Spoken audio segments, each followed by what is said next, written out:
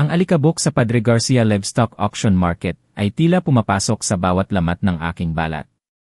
Tanghaling tapat at ang init ng araw ay tila isang bigat na dumadagan sa aking balikat. Halo-halo ang amoy, pinaghalong dumi ng baka, usok ng tambutso ng mga jeepney na naghahatid sundo ng mga negosyante, at ang masangsang na amoy ng pawis ng libu-libong tao na nagsisiksikan. Nakaupo ako sa gilid ng kalsada, hawak ang tali ng aking baka na si Barako. 2 taon ko siyang inalagaan. 2 taon ang paggising ng alas 5 ng madaling araw, paggapas ng damo sa gilid ng bundok kahit bumabagyo, at pag-igib ng tubig mula sa poso. Pero ngayon, habang tinitignan ko siya, hindi ko makita ang hayop na aking ipinagmamalaki. Payat siya. Kita ang mga tadyang sa ilalim ng kanyang magaspang na balat. Ang kanyang mga mata ay tila pagod, walang kislap. Magkano mo ibibigay yan, pare? Tanong ng isang matabang viajero, midleman, habang ninunguya ang kanyang sigarilyo. Tinapik niya ang puweta ng baka na parang tinatapik lang ang isang sako ng bigas. Walang respeto. Sinabi ko ang presyo na kinalkula ko kagabi, ang presyong makakabawi man lang sana sa ginastos ko sa feeds at gamot. Tumawa ang viajero. Isang tawang nakakainsulto na umalingaw-ngaw sa ingay ng palengke. Seryoso ka ba? Tignan mo nga yang baka mo. Puro buto. Walang laman. Saan ko ibebenta yan? Sa paggawaan ng glue? Kalahati lang ng presyo mo ang kaya kong ibigay. Kung ayaw mo, bahala ka. Nanigas ako. Gusto kong sumigaw, gusto kong ipagtanggol ang alaga ko. Pero nang lumingon ako sa paligid, nakita ko ang ibang mga baka mula sa malalaking ranso sa Batangas at Karatigbayan. Malalaki, makikinis ang balat, hitik sa laman. Ang layo ng agwat nila sa alaga ko. Ang realidad ay sampal sa mukha ko, hindi na sapat ang sipag lang. Tinanggap ko ang pera, ang barya-baryang kapalit ng 2 taong paghihirap. Habang naglalakad ako pabalik sa aming lumang Isuzu truck, parang ang bigat ng bawat hakbang. Ang ingay ng mga tricycle at busina ng mga truck sa highway ay parang nanunuya. Umuwi akong luhaan ng puso, bitbit ang takot na baka ito na ang huling beses na makakapag-alaga kami ng baka. Ang pamilya namin ay ilang henerasyon nang nasa lupang ito sa Batangas. Mula pa sa lolo ko na nagsaka noong panahon ng hapon, ipinamana sa tatay ko, at ngayon ay sa akin at sa kapatid kong si Danilo. Pero ang lupa, na dati ay mataba at hitik sa damo, ay tila napagod na rin. Ang klima ay nagbago. Kung hindi sobrang init na sinusunog ng El Nino ang mga damuhan, ay sobrang lakas naman ng bagyo na nagpapabaha at nagdadala ng sakit. Nang gabing iyon, habang kumakain kami ng simpleng hapunan na pritong isda at gulay, sinabi ko kay tatay ang nangyari. Bumuntong hininga lang siya, isang malalim na buntong hininga na puno ng pagkabigo. Baka panahon na para ibenta ang lupa, anak. Hindi na tayo binubuhay ng pagsasaka. Doon nagsimula ang aking kawalan ng pag-asa. Pero sadyang mapaglaro ang tadhana. Ilang linggo ang lumipas, napilitan akong dumalo sa isang pagpupulong sa munisipyo. Wala sana akong gana, pero ang kapitan ng aming barangay, si Kapitan Berto, ay mapilit. May darating daw na bisita. Alam niyo ba ang bansang Hapon? Tanong ni Kapitan Berto sa harap ng mga magsasaka na pawis sa init ng covered court. Siyempre, alam namin. Ang Japan ay bansang mayaman, teknolohikal, at dating sumakop sa atin pero ngayon ay kaibigan na. Pero ano ang kinalaman nila sa aming mga payat na baka? Ang Japan, patuloy ni Kapitan, ay may programa. Gusto nilang tulungan ang mga magsasaka sa Pilipinas. Ang tawag dito ay JICA, Japan International Cooperation Agency. May ipapadala silang eksperto dito sa atin. Bulong-bulungan ang mga tao. Sus, baka pautang lang yan na mataas ang interes, sabi ng katabi ko. Ano naman ang alam ng Hapon sa init ng Pilipinas? Malamig doon, sabi ng isa pa. Pero nung sinabi ni Kapitan na ang Japan ay nakatuklas ng paraan para mapalaki ang kita ng baka ng 35% gamit ang siyensya, nabuhayan ako ng loob. Iyon ang numerong kailangan namin para mabuhay. 35%. Hindi nagtagal, dumating siya. Isang mainit na hapon, huminto ang isang puting van sa tapat ng aming lumang gate. Bumaba ang isang lalaking hapon, naka-polo shirt na maayos, may suot na salamin, at may dalang notebook. Kasama niya ang isang interpreter. Magandang hapon po, bati niya sa medyo baluktot pero sinserong Tagalog. Ako po si Kawashima. Si Kim Kawashima. Ang taong magbabago ng buhay namin. Hindi siya tulad ng ibang eksperto na nakaupo lang sa opisina. Noong unang araw pa lang, lumusong na siya sa aming kural. Hindi niya ininda ang putik o ang amoy. Hinawakan niya ang mga baka, tinignan ang ngipin, kinapa ang tiyan. Mabuti ang inyong lugar, sabi niya sa pamamagitan ng interpreter. Malawak ang lupa, maganda ang hangin dito sa Batangas. Pero, tumigil siya at tumingin sa akin ng diretsyo, mali ang inyong pinapakain. Parang may kung anong kirot sa puso ko. Buong buhay ko, damo lang ang alam kong ipakain. Ang baka ay parang tao, paliwanag niya. Kailangan ng tamang nutrisyon sa tamang oras. Ang damo niyo dito, pag tag-init, nawawala ng sustansya. Pag tag-ulan naman, mabilis mabulok. Kailangan natin ng siyensya. Doon nagsimula ang aming revolusyon. Ang una niyang itinuro ay ang pagtatanim ng ibang klase ng damo. Hindi yung ligaw na damo lang sa bukid. Nagdala siya ng binhi ng napier at guinea grass na may halong legumes. Ito ay matibay sa tagtuyot, sabi niya. Noong una, duda ang tatay ko. Sayang lang sa oras yan, Carding. Damo lang din yan. Pero sinunod ko si Kawashima-san. Nagtanim kami sa 1 hektarya. At nang dumating ang matinding init ng Abril, kung saan ang ibang damo ay nanilaw at namatay, ang tanim ni Kawashima-san ay nanatiling berde at mayabong. Pero ang pinakamalaking pagbabago ay ang tinatawag niyang IM o Total Mixed Ration. Dati, binibigyan niyo lang ng damo, tapos bahala na, sabi ni Kawashima habang inaayos ang isang makina na galing sa JICA project.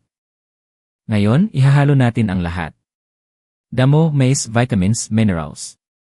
Parang sinangag na kumpleto rekado. Hindi pwedeng piliin ng baka ang gusto lang niya. Kakainin niya lahat at balanse ang nutrisyon. Nang una naming sinubukan ang AIM mixer, namangha ang buong barangay. Ang damo, mais, at iba pang sangkap ay naging isang unipormeng pagkain na mabango, amoy matamis na mais. Nang ibigay namin ito sa mga baka, halos ubusin nila pati ang nasa sulok ng kainan. At ang resulta? Sa loob lang ng ilang buwan, nakita namin ang pagbabago. Ang mga baka na dati butot balat, ngayon ay nagkalaman. Ang balat nila ay kumintab. Kahit mainit ang panahon, masigla sila. Hindi lang yan, sabi ni Kawashima isang gabi habang nagkakape kami. Ang susunod na hakbang ay ang lahi. Inilabas niya ang litrato ng mga baka sa Japan. Wagyu. Angus. Ang gaganda. Ihahalo natin ang lahi nila sa baka nyo dito gamit ang artificial insemination, LAI.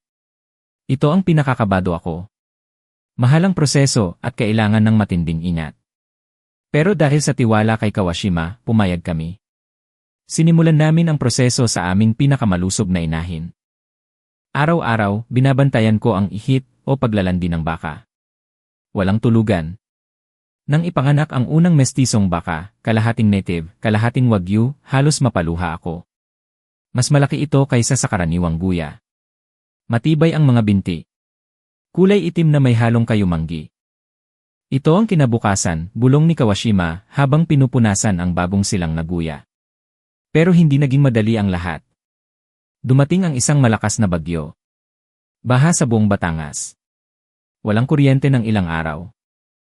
Dati, kapag ganito, namamatay ang mga baka namin sa sakit o gutom dahil basa ang damo. Pero dahil sa tinuro ni Kawashima na paggawa ng silage, buro ng damo na nakaimbak sa sako o drum, may pagkain kami na nakatago. Habang ang ibang ranso ay namumroblema sa pagkain, ang mga baka namin ay busog at malusog sa loob ng inayos naming kulungan na may tamang bentilasyon. Dito ko napagtanto, hindi lang ito swerte. Ito ay kaalaman. Nang makita ng mga kapitbahay ang tagumpay namin, nagsimula silang magtanong. Carding, anong sikreto mo? Pwede ba kaming sumali? Dito pumasok ang ideya ng kooperatiba. Hindi kaya ng isa lang, payo ni Kawashima. Kailangan nyo magsama-sama. Bayanihan, di ba? Iyan ang tawag nyo dito. Itinatag namin ang i-kapatiran ng Batangas Cattle Cooperative. 12 pamilya kami sa simula. Mahirap pag-isahin ang mga Pilipino minsan, may kanya-kanyang opinyon, may inggitan. Pero si Kawashima ang naging pandikit namin. Ipinaliwanag niya na kung sama-sama kami, makakabili kami ng gamot sa murang halaga, makakagamit kami ng makinang pang-mix ng pagkain, at higit sa lahat, makakanegosyo kami ng direkta sa malalaking kumpanya. Naging istrikto kami. May pamantayan. Bawal ang may sakit. Bawal ang gumagamit ng bawal na gamot o antibiotics na hindi kailangan. Clean meat ang aming branding. Ang tunay na pagsubok ay nang dalhin namin ang aming unang batch ng mga mestisong baka sa Maynila. Hindi sa palengke ng Padre Garcia, kundi direkta sa mga high-end na hotel at restaurant sa Makati at EEC. Kinakabahan ako habang kausap ang purchasing manager ng isang sikat na steakhouse. Naka-aircon ang opisina, ang lamig, habang ako ay nakasuot lang ng barong na medyo masikip na sa akin. Local beef, taas kilay na tanong ng manager. Sanay kami sa imported. Apia Angus, Australian Wagyu. Baka matigas yan. Subukan niyo po, sir, pakiusap ko. Garantiya ko po. Ito po ang Batangas Wagyu. Nang iluto ng chef ang sample meat, ang amoy ay pumuno sa kusina. Hindi ito yung amoy ng luma o malansang karne. Amoy itong mantikilya, matamis, malinamnam. Nang hiwain ng manager ang steak, parang humiwa siya ng tinapay. Malambot. Nang tikman niya, pumikit siya. Ang katahimikan sa kwartong iyon ay tumagal ng ilang segundo, pero parang habang buhay sa pakiramdam ko. Kunin ko lahat, sabi niya bigla. Lahat ng stock niyo ngayong buwan. At gusto ko ng kontrata para sa susunod na taon. Halos himatayin ako sa tuwa. Ang presyo. Doble ng dating benta namin sa palengke. Double. Nang umuwi ako sa Batangas at ibinalita ito sa kooperatiba, nagkaroon ng piyesta. Hindi piyesta ng patron, kundi piyesta ng tagumpay. Lechon, inuman, karaoke. Umiiyak ang tatay ko habang yakap si Kawashima-san. Salamat, paulit-ulit niyang sabi. Salamat sa pagbibigay ng pag-asa. Ang kita ng bawat miyembro ay tumaas, hindi lang 35%, kundi umabot pa sa 50% sa mga sumunod na taon. Nakapagpagawa ng bahay ang mga kapitbahay ko. Nakabili ng bagong truck. Nakapag-aral ang mga anak sa kolehiyo sa Maynila. Pero ang pinakamagandang nangyari ay ang pagbabago sa tingin namin sa sarili namin. Hindi na kami magsasaka lang. Kami ay mga negosyante. Mga producer ng world-class na karne. Dahil sa tagumpay, inalok ng Jika ang kapatid kong si Danilo na mag-aral sa Japan. 1 taon siya doon. Nang bumalik siya, ibang-iba na siya. Hindi na siya yung batang mahiyain. Puno siya ng ideya. Kuya, sabi ni Danilo habang pinapakita ang mga video sa kanyang tablet.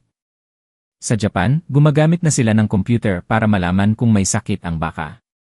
Smart farming ang tawag. Kaya natin to. Si Danilo ang nagdala ng teknolohiya. Gumawa kami ng database. May record ang bawat baka sa computer. Alam namin kung kailan manganganak, kung kailan magkakasakit.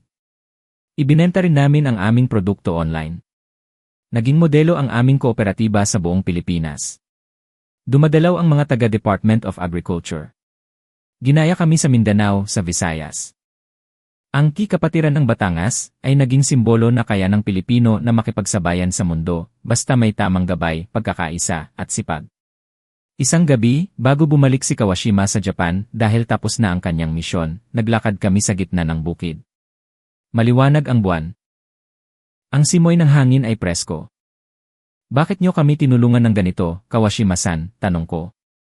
Tumigil siya at tumingin sa malawak na damuhan. Dahil nakita ko ang sarili ko sa inyo. Ang lolo ko magsasaka rin. Ang hirap, pareho lang sa buong mundo. At saka, umiti siya, magkakapatid tayo sa Asya. Kapag umunlad kayo, masaya rin kami. Umalis siya kinabukasan, pero ang iniwan niya ay hindi lang teknolohiya. Iniwan niya ang dignidad. Ngayon, kapag naglalakad ako sa aking ranso, hindi ko na nakikita ang alikabok at hirap. Nakikita ko ang mga anak ko na naglalaro, hawak ang tablet, nagche-check ng kalusugan ng mga baka. Nakikita ko ang mga kapitbahay ko na may ngiti sa labi. Nakikita ko ang kinabukasan. Ang kwentong ito ay hindi lang tungkol sa baka. Ito ay tungkol sa pagbangon. Tungkol sa paniniwala na kahit gaano kahirap ang buhay, kahit gaano kainit ang araw o kalakas ang bagyo, may pag-asa pa rin basta't bukas ang isip at handang magtulungan. Ito ang aming kwento. Ito ang kwento ng bagong pag-asa sa ilalim ng araw ng Pilipinas.